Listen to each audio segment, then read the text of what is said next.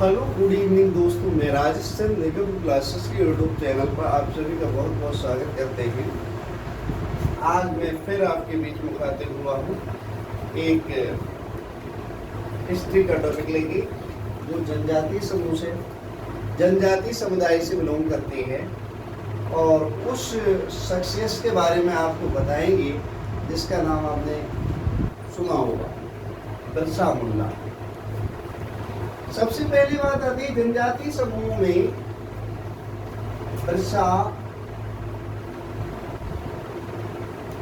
मुंडा को बिरसा मुंडा कौन था मित्रों, बिरसा एक स्पेशल व्यक्ति का नाम था और मुंडा एक जनजातीय समुदाय होता है। मुंडा, सबसे पहले ये बात क्लियर होना बहुत जरूरी है, मुंडा एक जनजातीय समुदाय था। मुंडा एक जनजातीय समुदाय था, जनजातीय समुदाय था। मुंडा जनजातीय समुदाय था। बिरसा नाम के एक व्यक्ति था। बिरसा नाम का एक व्यक्ति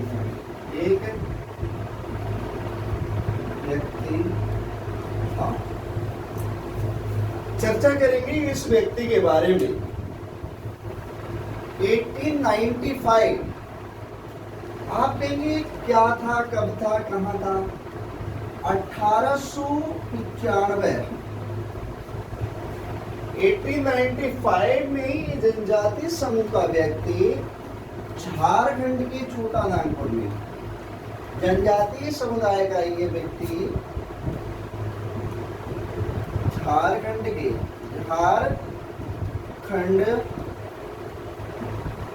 के छोटे नागपुर के जंगलों में, झारखंड के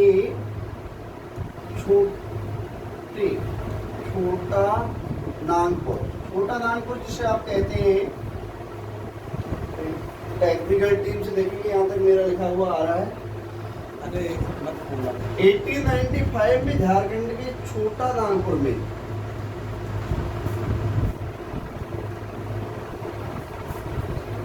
छोटा नागपुर के जंगलों में देखा गया। नागपुर के जंगलों में देखा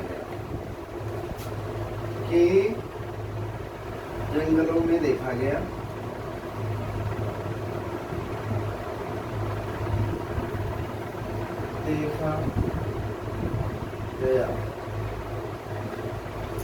देखिए मित्र, सबसे पहली बात यहाँ पर आती है कि बिरसा मुंडा कौन था, कहाँ से आया, कैसा था, किस कैटेगरी से बिलोंग करता था। तो इस चीज को बिल्कुल साफ कर देना अति आवश्यक है। बिरसा मुंडा एक जनजातीय समुदाय होता था उस समय बिरसा नामक एक व्यक्ति था जो 1895 में झारखंड के छोटा नागपुर के जंगलों में देखा गया। लोग इसे भगवान की उपाधि देते। लोगों में ये मानना था कि इसके अंदर कोई दैवीय शक्ति है, ये भगवान का अग्रदूत है या भगवान स्वयं भगवान है जो किसी की उपज को दूना कर देगा, किसी की मनचाही चीज को पूरा कर देगा, ऐसा लोगों का मानना था। फिर बात आती है बिरसा भी अपने आप को भगवान का अग्रदूत बताने लगा, भगवान का दूत बताने लगा। उसने कहा कि हाँ, हमें भगवान ने दीकुओं की रक्षा के लिए, लोगों को दीकुओं से बचाने के लिए या दीकुओं की रक्षा के लिए भेजा है। अब यहाँ फिर धर्म संकट पड़ गया। ये दीकू क्या है? डरने की बात। दीकू मित्र, उस समय पहाड़ी लोगों को बिरसा ने दीकुओं की संज्ञा दी। जैसे यूरोपीय लोग और अंग्रेज लोग जिनके हम गुलाम थे, तो बिरसा मुंडा ने उन्हें दीकू कहा। दीकू की संज्ञा दी, दीकुओं की संज्ञा दी, की संज्ञा दी।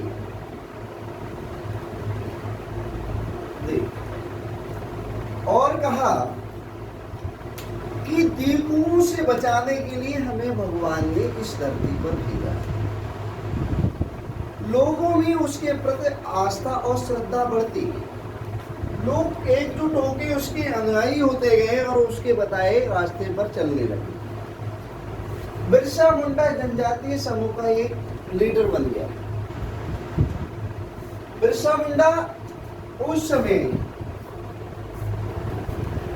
समय बिरसा मुंडा के अनुयायी लोग, मुंडा परिवार में तो इसका जन्म ही हुआ था, मुंडा परिवार में, लेकिन मुंडा के साथ साथ उरांव और संथाल भी इसके अनुयायी बने।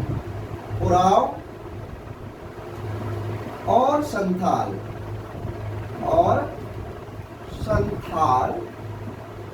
जनजाति के लोग, ये सारे आदिवासी थे। उरांव और संथाल भी इसके समर्थक थे, इसके समर्थक थे।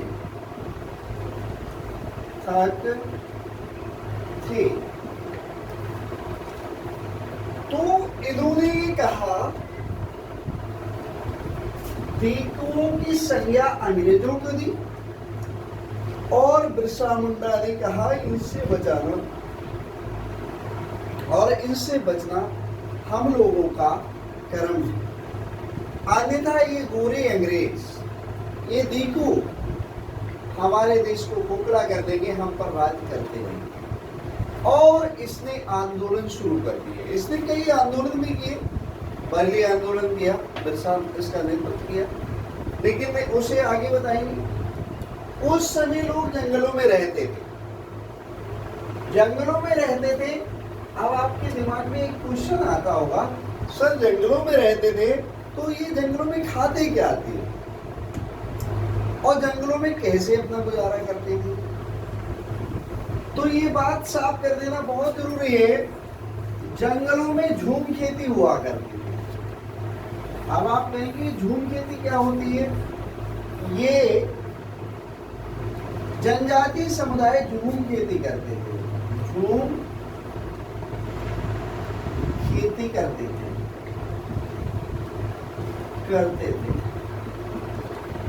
आप कहेंगे झूम खेती क्या होती है? जंगलों को काट कर या जंगलों में आग, उसके घास फूस जो होती है उसे जलाकर राख बना देते थे और उस राख के लिए पोटास के रूप में अपने खेतों में छिड़क देते थे।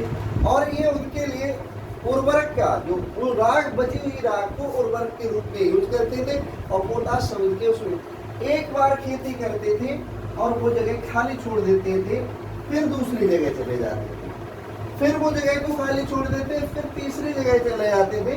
इसलिए झूम खेती का दूसरा नाम घुमंतू खेती भी कहा गया। झूम खेती को घुमंतू खेती भी कहा गया। लेकिन उस समय क्या होता था, जंगलों की इमारती लकड़ी और जंगलों की इमारती जड़ी बूटियों से ये अपना इलाज करते थे और जली हुई लकड़ियों को इकट्ठा करते थे इस समुदाय के लोग। और उस समय कुछ इस समुदाय के लोग गांव में जाकर मजदूरी भी करते थे और कुछ महाजनों से कर्जा भी लेते थे। महाजनों से कर्जा लेते, छोटी सी उपज अपनी आमदनी को महाजनों को भी देते थे और महाजन इनसे अनायास ऋण वसूलते थे, ब्याज ज्यादा लेते थे। तो ये लोग इनसे भी परेशान थे। उस समय जनजातीय समुदाय के लोग थे, वो चीज भी बताना जरूरी है। मुंडा आपकी समझ में आ गया होगा, उरांव आ गया होगा, ये जनजातीय समुदाय थे। संथाल आ गया होगा, छोटा नागपुर के जंगलों में रहते थे। खोंड और बैगा, खोंड और बैगा भी जनजाति समुदाय उस समय होते हैं। बैगा अपने आप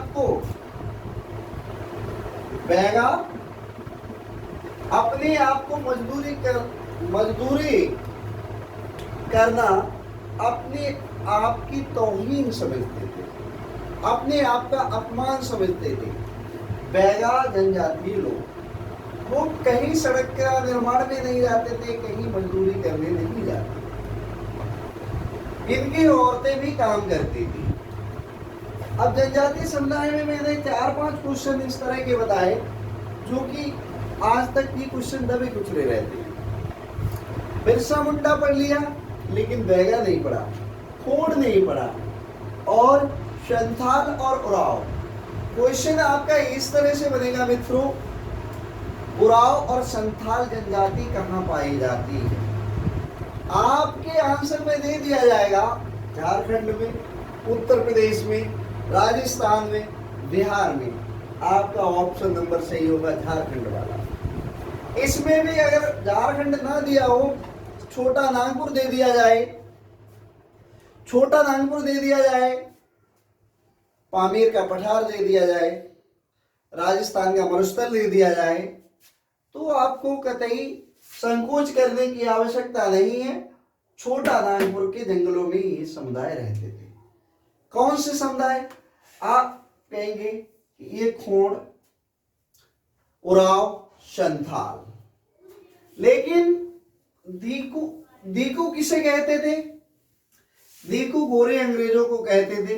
जो लोग बाहरी लोग होते थे उनको दीकू की संज्ञा दी थी बिरसा मुंडा ने।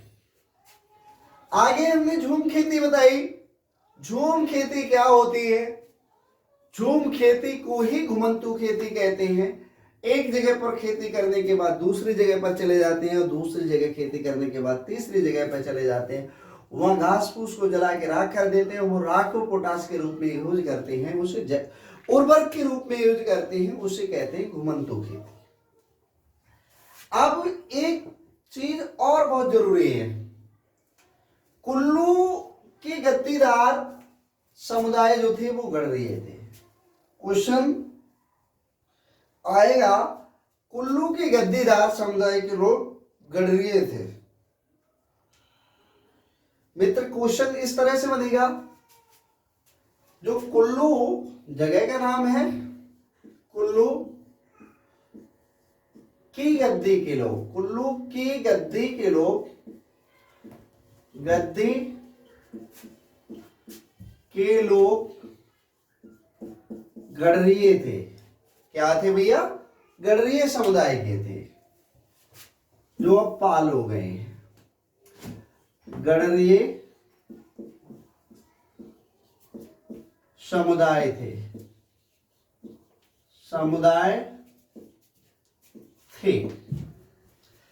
ये आएगा कि गढ़रिये समुदाय के लोग कहां के थे? आप आंसर में देंगे कुल्लू की गद्दी। कुल्लू की गद्दी के लोग कैसे थे? गढ़रिये थे।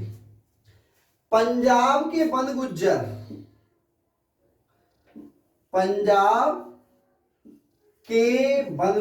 थे। लोग कौन थे? पंजाब के लोग जो थे, पंजाब के बंद गुज्जर थे।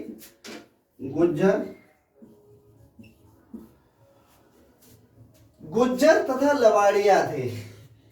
अब इस तरह के हार्ड वर्ड दे दिए जाए, लवाड़िया कवाड़िया, ये क्या होता है तो आप समझ लेंगे। लवाड़िये थे। इनका काम क्या था? इनका काम था गाय भैंस पालना, दूध बेचना। ये इनका काम था, मुख्य काम इनका था गाय भैंस पालना, उनका दूध बेचना। गढ़रियों का काम था भेड़ें पालना और एक स्थान से दूसरे स्थान के लिए भेड़ों को झुंड को ले जाना। अगला क्वेश्चन आता है, बकरवाल बकरियां पालते थे। बकरवाल क्या करते थे? बकरवाल जो थे वो बकरियां पालते थे, बकरियां पालने का काम करते थे मित्र। बकरियां पालते थे।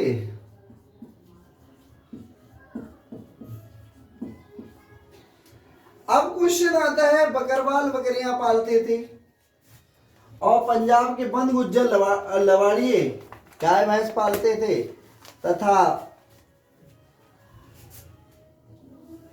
बिरसा मुंडा से हम लोग चले और इनके पंजाब तक पहुंचा दिया, कुल्लू तक पहुंचा दिया, झारखंड छोटा नागपुर से। अब बात आती है कि आगे की कहानी क्या थी। आगे इसमें जो आता है वो आता है कि 1857 का जो विद्रोह हुआ था उसे बरली विद्रोह का नाम दिया गया। 1857 के बरली विद्रोह का नेतृत्व किसने किया?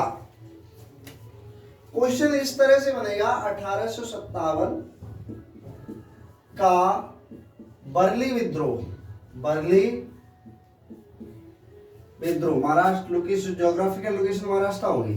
बरली विद्रोह, विद्रोह जो हुआ था, विद्रोह 1857 का बरली विद्रोह का नेतृत्व या नेतृत्व बिरसा मुंडा ने किया था। बिरसा मुंडा ने किया था,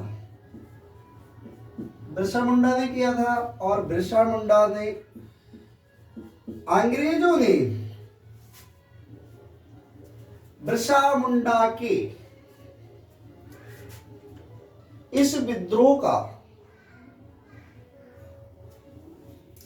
अपोजिशन किया, विरोध किया, और कुछ समय के बाद में ये आंदोलन इतना उग्र हो गया कि आंदोलन ने चौकियां तथा चौकियों पर और महाजनों के ठिकानों पर, महाजनों के ठिकानों पर कब्जा जमाया। महाजनों की गोदामें लूट ली, की गोदामों को लूट लिया, लेकिन इस कारण से बिरसा मुंडा 1857 से लेकर 1857 में गिरफ्तार कर लिया गया। बिरसा मुंडा को जेल में डाल दिया गया। बिरसा मुंडा गिरफ्तार कर लिया गया। बिरसा मुंडा को जेल में डाल दिया गया। जेल में डाल दिया गया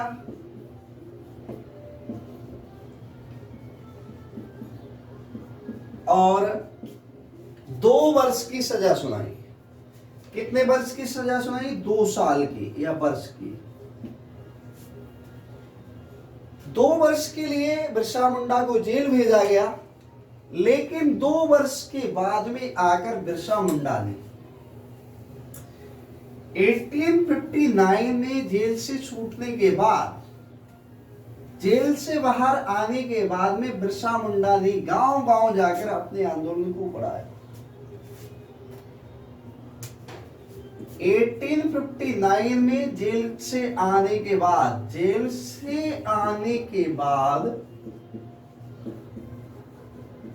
बिरसा मुंडा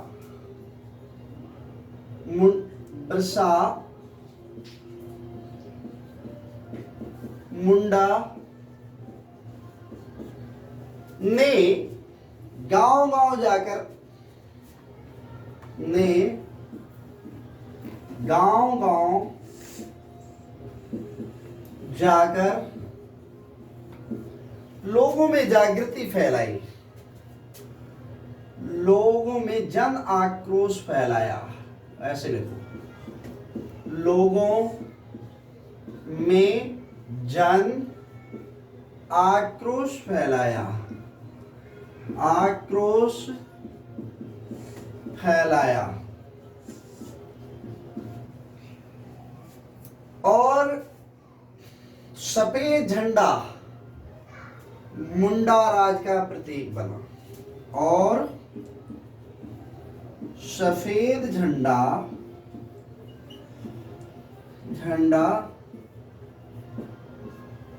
बिरसा राज का प्रतीक बना, बिरसा राज का प्रतीक माना गया, प्रतीक माना गया तथा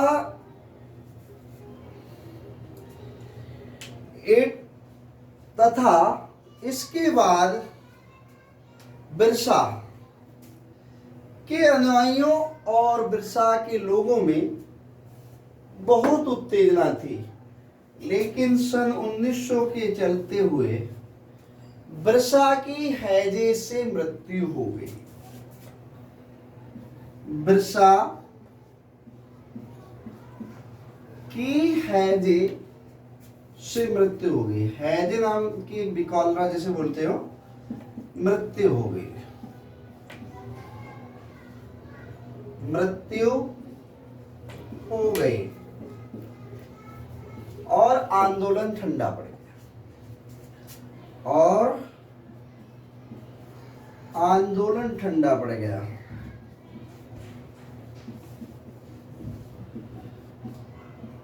ठंडा पड़ गया। मित्र, आज हमने जनजातीय समुदाय के बारे में बात की। हमने ये बताया मुंडा, संथाल, उराव कहाँ की जनजातियां हैं? छोटा नागपुर के जंगलों में रहने वाली जनजातियां। बिरसा मुंडा कौन था? बिरसा मुंडा को लोग क्या मानते थे? बिरसा मुंडा को लोग भगवान मानते थे। बिरसा मुंडा ने भी ये कहा था कि हमें दीकुओं से, दीकू कौन थे? बाहरी लोगों को दीकुओं की संज्ञा दी थी बिरसा मुंडा। झूम खेती क्या होती है? लवाड़िये क्या थे? कुल्लू की गद्दी के लोग क्या कहलाते थे? पंजाब के बंद गुज्जर क्या थे? और बकरवाल क्या थे? और बरली विद्रोह क्या था? आपके 20 से 30 क्वेश्चन इससे कवर हो जाएंगे। मैं समझते हैं अब मैं राजेश सर आप लोगों से अपने इस चैनल के माध्यम से ये कहना चाहेंगे कि यदि आपको मेरा चैनल और मेरा पढ़ाया हुआ समझ में आए तो सिलेक्शन आपको निश्चित मैं दिलाऊंगा। आप लाइक, शेयर, सब्सक्राइब अवश्य करें, ज़्यादा से ज़्यादा सब्सक्राइबर बढ़वाएं ताकि हमारा चैनल मोनेटाइज होकर हम आप लोगों के लिए लाइव क्लास दे सकें। किसी भी सब्जेक्ट की क्लास की आवश्यकता हो तो उसकी व्यवस्था मैं करेंगे। आप हमारे लिए कमेंट बॉक्स में लिखें। Thank you for watching this video.